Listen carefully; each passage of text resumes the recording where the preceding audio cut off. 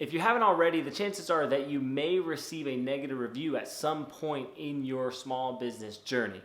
It kind of comes with the territory. If you have X amount of customers, the chances are a small percentage of those people might not be perfectly satisfied in their opinion, and that's okay because you are going to know exactly how to respond to them in that scenario. There are 4 things that I want you to remember when you're responding to a negative review, whether it's on Google or Facebook. Number 1 is be prompt. Sometimes we want to shy away from these reviews. You see them hit your email, you're like, I 1-star review, what am I gonna do?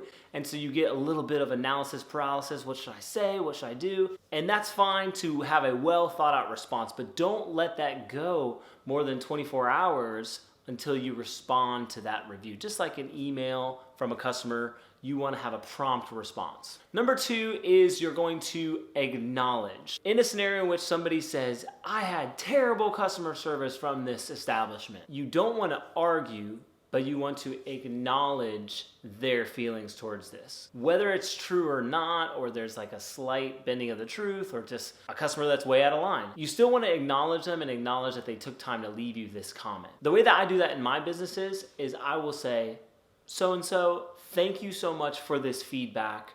I appreciate you taking the time to give us this so that we can use this information to grow as a company. I've not admitted to any guilt. I've not admitted to us having the worst customer service, but I have acknowledged that they took the time to give me this feedback. This starts out your reply in a positive note to a negative response. So already we're de-escalating the situation. The third thing that you want to do is affirm. I am not saying that you admit to all the wrongdoing, that you are saying that they're 100% right, but there are ways that you can continue to de-escalate while affirming this customer. In that same example where they said, this place has terrible customer service, I'm never coming back here again, you may say, we're sorry that you didn't feel cared for as a customer in the best possible way. That is definitely our goal. So what you're saying there is, hey, we have that same value of customer service that you're saying we don't have. We care about that, and we're sorry that you didn't feel cared for in that way.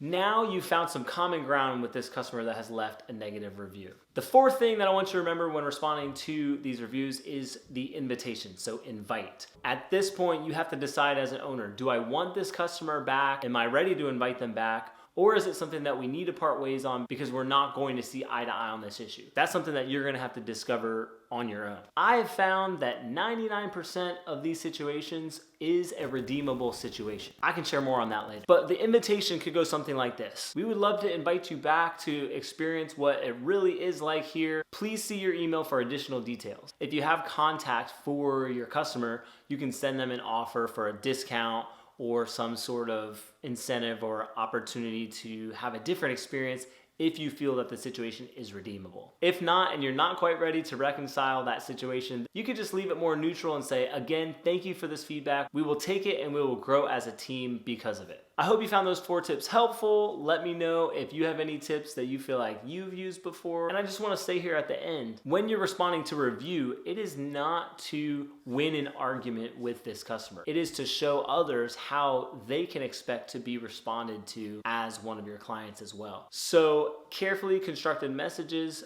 on those review platforms can help your business to grow. I hope this has helped you. Let me know in the comments if you have anything to input.